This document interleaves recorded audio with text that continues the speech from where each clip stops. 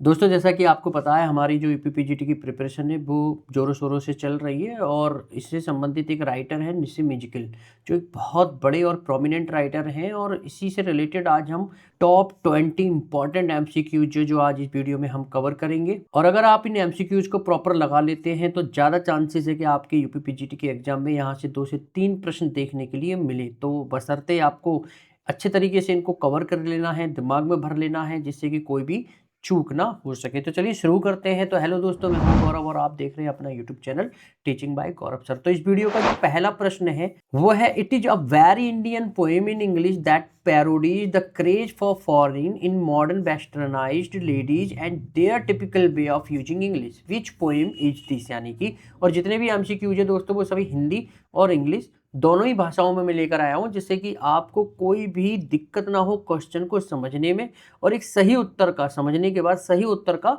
आप चुनाव कर सके। चलिए हिंदी में समझ लेते हैं।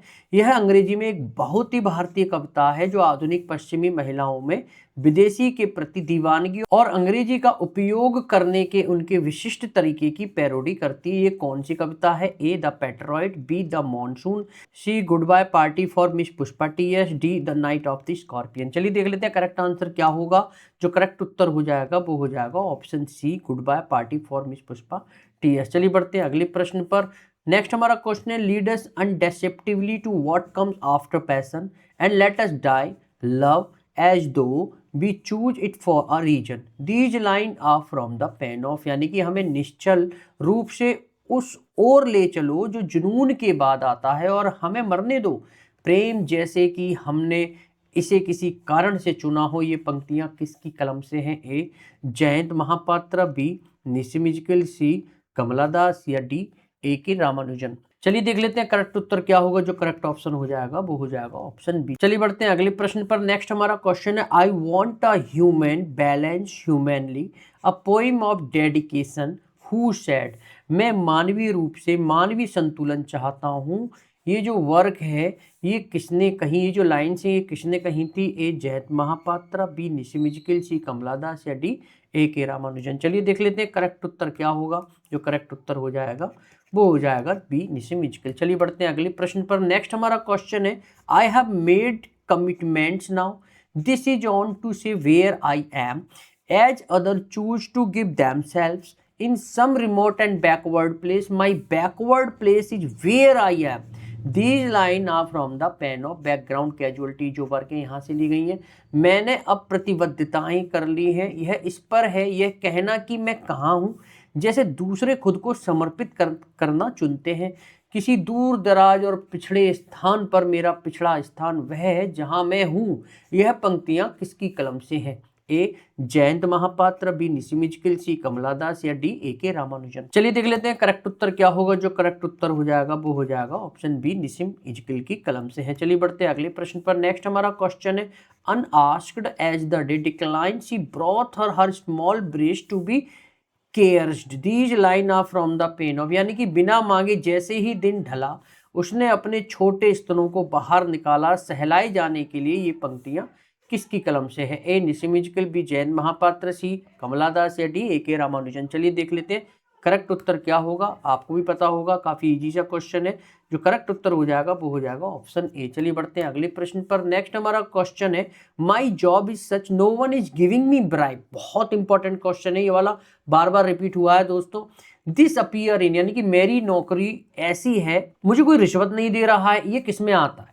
ए निस्सिम इज़िकल की द पेट्रॉइट वर्क है उसमें आता है, बी निस्सिम इज़िकल का जो डिस्टेंस वर्क है उसमें आता है, या निस्सिम इज़िकल का द रेलवे क्लर्क उसमें आता है, या डी नन ऑफ दीज, यानी कि इनमें से कोई नहीं। चलिए देख लेते हैं करेक्ट उत्तर क्या होगा। जो करेक्ट आंसर हो जाएगा वो हो जाएगा ऑप्शन सी, निस्सिम इज़िकल का एक वर्क है द रेलवे क्लर्क। चलिए बढ़ते हैं अगले प्रश्न पर। नेक्स्ट हमारा क्वेश्चन है, the best poet wait for words, this line is from. सर्वश्रेष्ठ कवि शब्दों की प्रतीक्षा करते हैं, ये पंक्ति कहाँ से है? ए निस्सिम इज़िकल की पोइट लव बर्ड वॉचर इससे है, बी निस्सिम इज़िकल की द पेट्रॉइट ये वाला वर्क है, निस्सिम इज़िकल का डिस्टेंस ये वाला वर्क है, या फिर निस्सिम इज़िकल का द रेलवे क्लर्क ये वाला वर्क है। चलिए देख लेते हैं करेक्ट उत्तर क्या होगा। जो करेक्ट आंसर हो जाएगा वो हो जाएगा ऑप्शन ए, निशिमिजिकल का जो वर्क है poet, love and bird watcher. चलिए बढ़ते हैं अगले प्रश्न पर। नेक्स्ट हमारा क्वेश्चन है philosophy, poverty and poetry, 3 companion shared my basement room, these line are from. यानी कि दर्शन, गरीबी और कविता, 3 साथियों ने मेरे बेसमेंट के कमरे को साझा किया। ये पंक्तियां कहाँ से ली गई हैं? ए, निशिमिजिकल की तो पेट्रॉइट वर्क है वहां से, बी निशिमिजिकल का डिस्टेंट वर्क है वहां से, निशिमिजिकल का द रेलवे क्लर्क की जो वर्क है यहाँ से, या निशिमिजिकल का द बैकग्राउंड कैजुअलिटी यहाँ से लिया गया है। चलिए देख लेते हैं करेक्ट उत्तर क्या होगा। जो करेक्ट आंसर हो जाएगा वो हो जाएगा option D, the background casualty. जो वर्क लिखा है निशिमिजिकल ने, यहाँ से ये पंक्तियां ली गई हैं। चलिए बढ़ते हैं अगले प्रश्न पर। नेक्स्ट हमारा क्वेश्चन है, I can not leave the island, I was born here and belong, these line appear in. बहुत इंपॉर्टेंट क्वेश्चन है ये वाला, भी बार बार रिपीट हुआ है कई बार एग्जाम्स में, तो इस क्वेश्चन को मिस मत करना।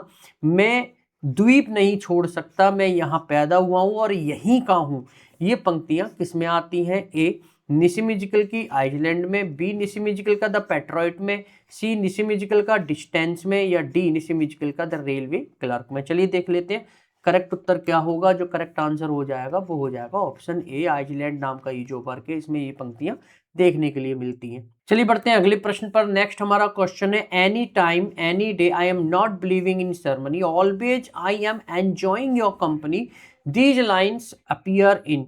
किसी भी समय किसी भी दिन मैं औपचारिकता में विश्वास नहीं कर रहा हूँ, हमेशा मैं आपकी संगत का आनंद ले रहा हूँ, ये पंक्तियां किस में आती हैं? ए, निशिमिजिकल की पेट्रॉइट में, बी निशिमिजिकल की द नाइट ऑफ स्कॉर्पियन में, सी निशिमिजिकल की जो बैकग्राउंड कैजुअलिटी है इसमें, या डी नन ऑफ दी, यानी कि इनमें से किसी में भी देखने के लिए नहीं मिलती। चलिए देख लेते हैं करेक्ट उत्तर क्या होगा।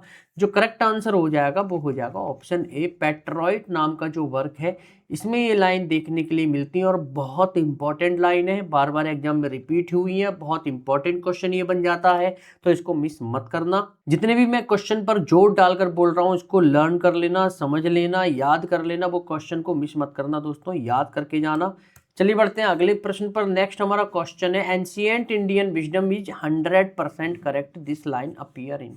प्राचीन भारतीय ज्ञान 100% सही है, ये पंक्तियां किस में आती है? ए, पेट्रॉइट में, B the night of scorpion में, सी बैकग्राउंड कैजुअलिटी में, या डी नन ऑफ दी। चलिए देख लेते हैं करेक्ट उत्तर क्या होगा। जो करेक्ट आंसर हो जाएगा वो हो जाएगा ऑप्शन ए, पेट्रॉइट में। चलिए बढ़ते हैं अगले प्रश्न पर। नेक्स्ट हमारा क्वेश्चन है, my mother only sad thank God the scorpion picked on me and spared my children, these line appear इन। यानी कि मेरी माँ ने केवल कहा भगवान का शुक्र है कि बिच्छू ने मुझे ही चुना और मेरे बच्चों को बख्श दिया, ये लाइन किस में देखने के लिए मिलती है? ए, पेट्रॉइड नाम का वर्क में, B the night of scorpion में, सी बैकग्राउंड कैजुअलिटी में, या डी नन ऑफ दी, यानी कि इनमें से किसी में भी नहीं।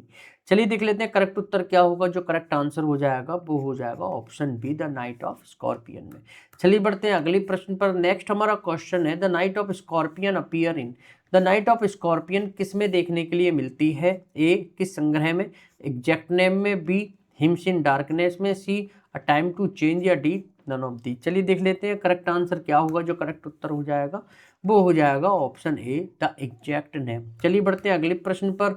अब वैन इजराइल पोइट, यानी कि एक वैन इजराइल कवि हैं, कौन से कवि हैं? इंपॉर्टेंट और इजी सा क्वेश्चन है।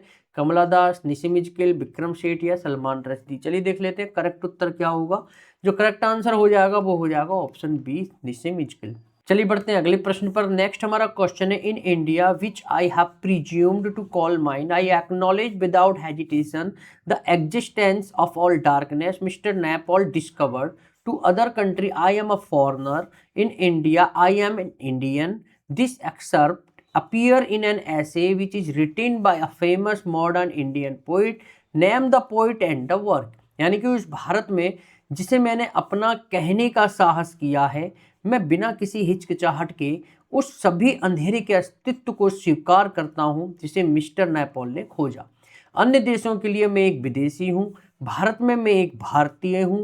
यह अंश एक प्रसिद्ध आधुनिक भारतीय कवि द्वारा लिखे गए निबंध में दिखाई देते हैं।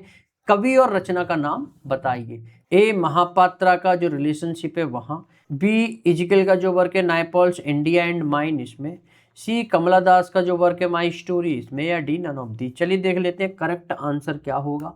जो करेक्ट उत्तर हो जाएगा वो हो जाएगा निशी का जो वर्क है नायपॉल इंडिया एंड माइन, इसमें ये लाइन देखने के लिए मिलती है। चलिए बढ़ते हैं अगले प्रश्न पर। नेक्स्ट हमारा क्वेश्चन है, in a single day I am forced to listen to a dozen film song, to see a score of beggars, to touch uncounted strangers, to smell my bitter native city. I am forced by the five senses to fear the five senses. I heard him out in black wordlessness.